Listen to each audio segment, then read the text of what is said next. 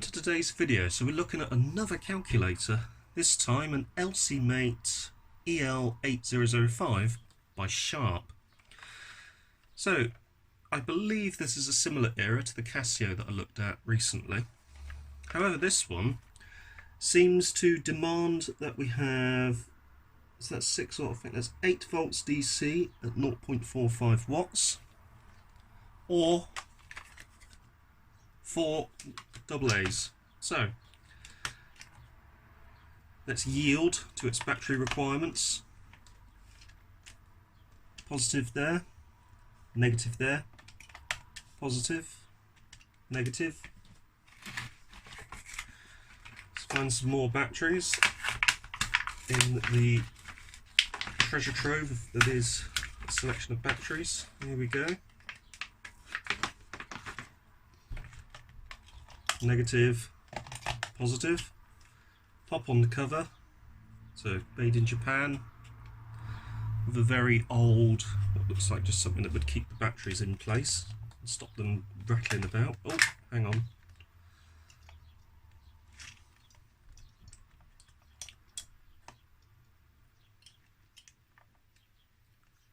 There we go. The world won't explode now. I'm not quite that bad of OCD, but I do have to do things in a certain order, otherwise I get annoyed. So, power on, and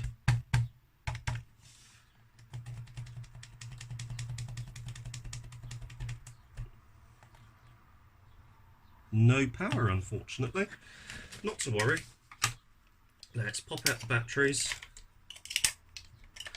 Appears to be a similar sort of clamshell design to the, there's a bit coming off of it there as well. Similar clamshell design to the Casio. So let's pop out this single screw at the back. There we go.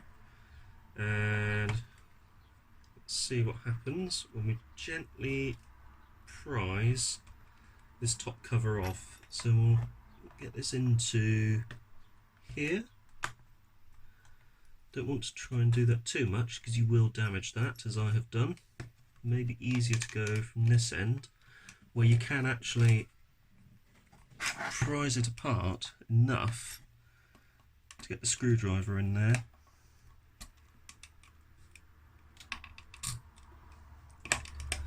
Let's just try and pull it apart.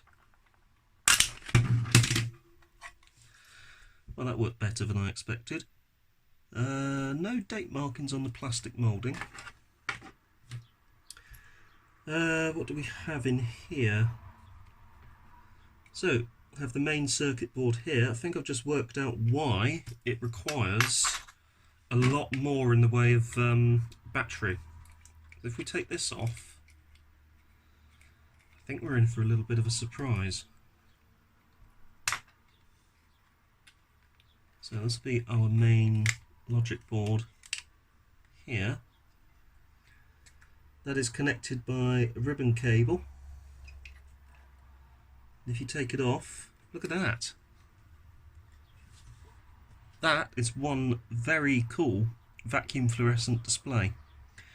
The chip used in this one is an NEC UPD921C. Other number on it is H52176. Similar setup to the other one, what looks like a tiny little transformer.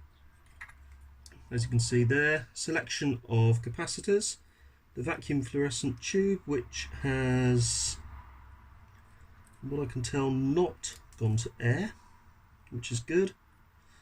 Series of links on the underside here, and the switch, well, the switch is on this side of things, so it is actually still locked into the machine or the device.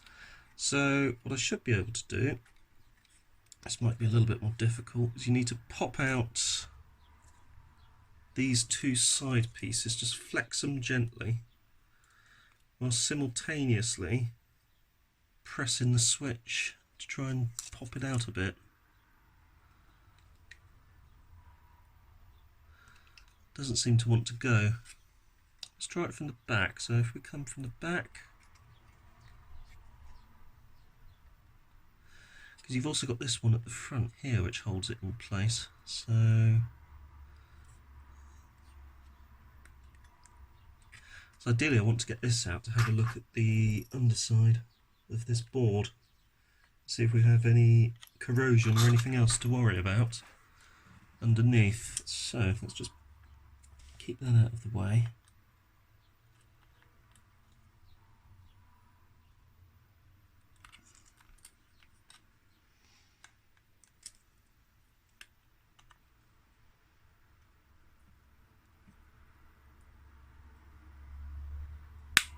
There we are.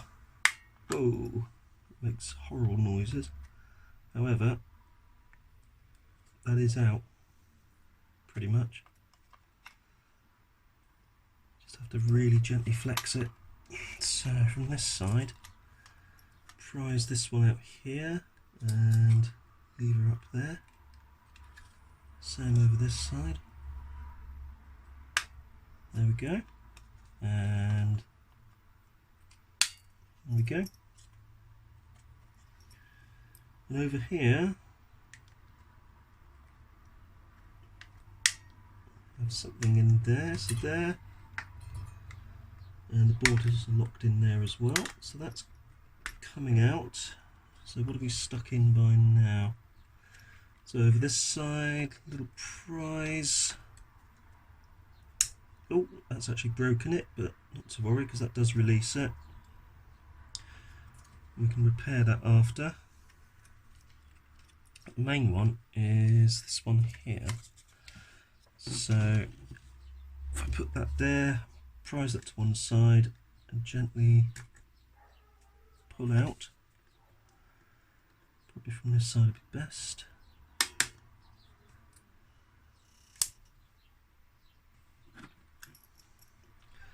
Right, let's check there's no screws hiding, of which there is one there, which I should have noticed earlier. Not to worry because we can remove that quite easily.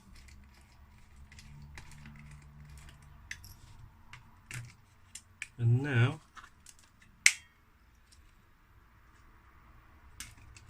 there we go, like a dream, out it comes. So this is our switch itself, you can see here,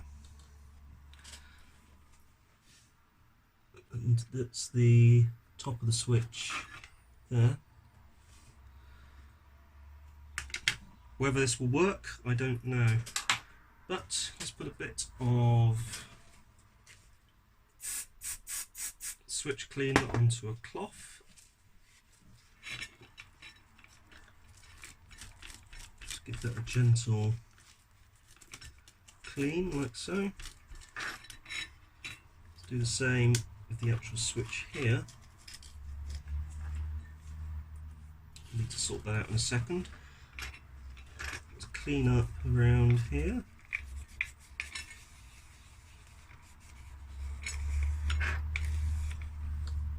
So it looks like a membrane touch facility. Now we should be able to pop the batteries into this and actually test it.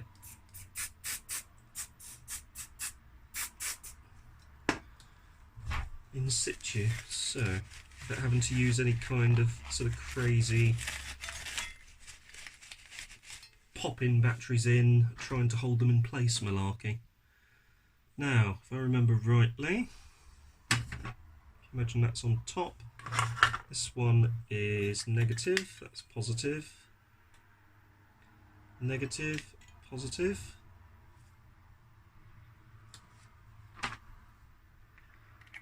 This is where the actual case gives some rigidity because these slot into here, so it actually sort of keeps it in place and stops the whole thing moving. So I might need to do that to hold them in place, and we need to bridge contacts. We don't appear to have anything thus far, so let's try and keep those in place as much as possible. let's gently turn this over. Desperately trying to keep this all together. There we go, that is actually popped out on a couple, but I can tease it in again with this screwdriver. So there's one, there's another, back in, there's another. Let's check the other side. Other side is looking good. So let's try this again. This time, got the multimeter. Let's bring the multimeter into some sort of view. And let's see if we have any voltage coming to these terminals. Yeah, so it looks like we've got something there. Also there.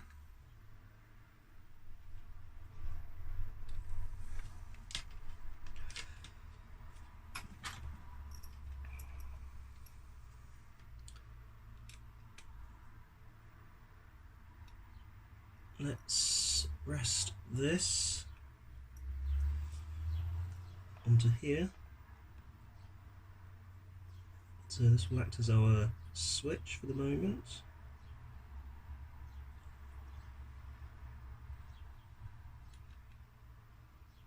Which isn't working very well actually. We need, I've got just the thing. Tiny little socket should do it. There we go. So let's, can't even tell where a negative terminal is on this. It's positive here.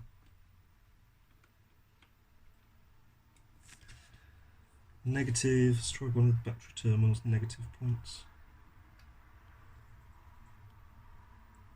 So nothing, if I'm doing this right, seems to be getting to the actual tube itself. Let's try that again. It's escaping.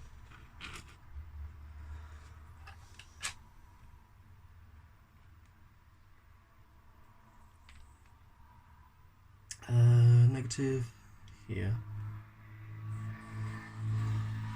That's interesting. There is possibly 2 volts getting there. Okay, so something wants to happen, but for whatever reason it isn't. Not to worry. This one is really just a display piece anyway, so it's not the end of the world if it doesn't work at all. What I'll do now is I'll put it back into its case. Need to do something about the contact terminal here, so we'll gently come in here like so and just pop that back into there.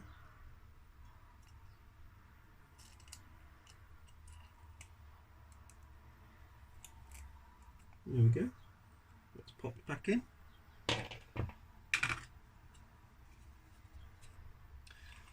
So vacuum fluorescent is looking, hasn't gone white at all, there's no cracks on it or anything. So we'll pop that back in to there. We need to lift this up so we can actually see what is going on at the back there. That just slots, looking at it, just slots into place like so. That's all in place. That's out of the way. So we had vacuum fluorescent display, literally just sits like so. Gently does it, don't want to crush anything. So if I'm feeling bored one day, I may actually try and investigate further as to what the problem is, but sometimes you just have to think, it's a calculator. It's very old. They were designed in the time of actual, so when throwaway items were becoming more prevalent. Anyway, that's that. So we need to pop in our screw. So if we pop that down like so, let's find our suitable screw, which I think is this one. So in with this one. Wrong screwdriver. There we go. So we'll have to come in at a weird angle for this one, I think. There we are. There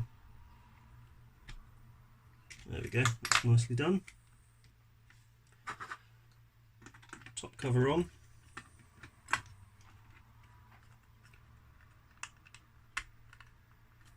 So switch still switches, which it does. That comes back down. This one comes in like so. These terminals, as you can see, they just slot in like so. They actually find their own way in, which is nice. So that's the terminals back on for the battery. That's the front clamp down. Back is already there. Grab the other little screw, pop that into the correct hole. And that's that. That's that one screwed back down. Little bits of plastic coming off, but to be expected because of the age. Right, here we go.